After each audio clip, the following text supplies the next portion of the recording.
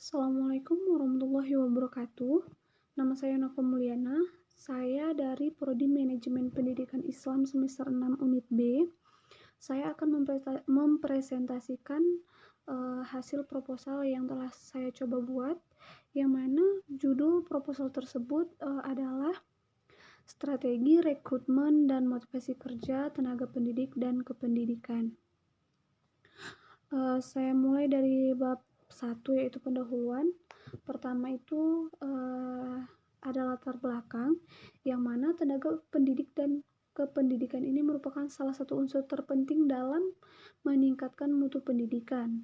Tenaga pendidikan itu sendiri adalah anggota masyarakat yang mengabdikan diri, yang diangkat untuk menunjang penyelenggaraan pendidikan. Sedangkan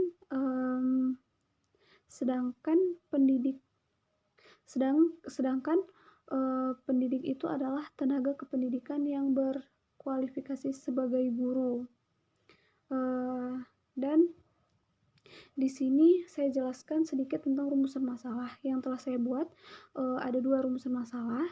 Yang pertama itu bagaimana strategi dan proses rekrutmen tenaga pendidikan yang terjadi di SD Negeri 3 Cakung Jagat. Yang kedua, apa saja faktor-faktor yang mempengaruhi motivasi kerja tenaga pendidik dan kependidikan di SD Negeri 3 Cakung Jagat tersebut. Kemudian selanjutnya, tujuan penelitiannya itu yang pertama, untuk mengetahui strategi dan proses perekrutan tenaga pendidik dan kependidikan di SD tersebut. Yang kedua, untuk mengetahui faktor-faktor apa saja yang mempengaruhi motivasi kerja tenaga pendidik dan kependidikan di SD tersebut. Kemudian di sini fokus masalahnya saya titik beratkan di strategi rekrutmen dan motivasi kerja tenaga pendidik dan kependidikan di sekolah dasar Negeri 3 Cakung Jagat. Yang selanjutnya kita lanjutkan ke bab 2, yaitu landasan teori, yang mana di sini yang pertama itu tenaga pendidik dan kependidikan sekolah.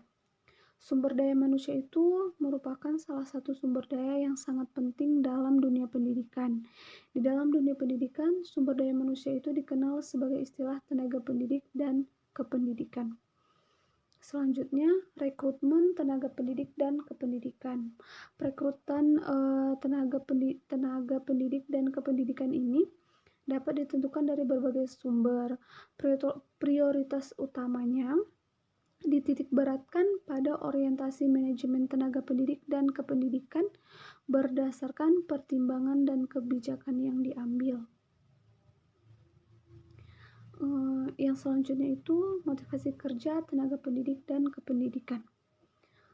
Menurut Patton, di tahun 1961, motivasi itu merupakan fenomena kehidupan yang sangat kompleks.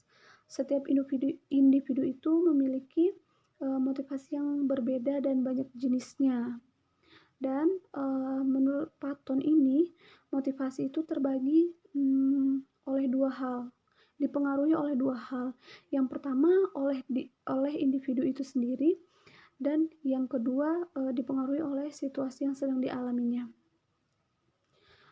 Selanjutnya kita memasuki bab 3, yaitu metodologi penelitian. Di sini jenis penelitian yang saya pakai adalah jenis penelitian kualitatif.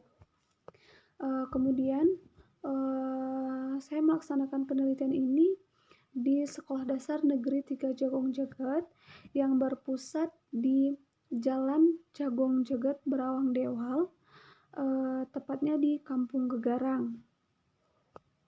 Kemudian selanjutnya sumber data. Di sini sumber data utama dalam penelitian kualitatif yaitu kata-kata, tindakan, dan selebihnya adalah data tambahan seperti dokumen dan lain-lain.